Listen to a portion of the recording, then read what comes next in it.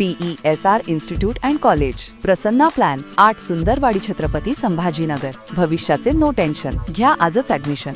PESR institute and college.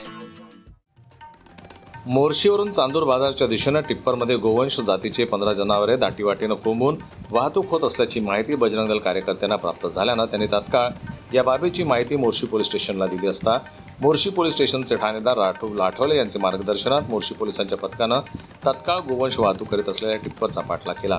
मात्र पोलिसांचा पाठलाग होत असल्याची शंका चालकाला आली असल्यानं त्यानं चांदूर बाजारच्या दिशेने जाणारे वाहन आष्टगावकडून जाणाऱ्या मार्गे घाट लाडकीच्या दिशेने वळवलं।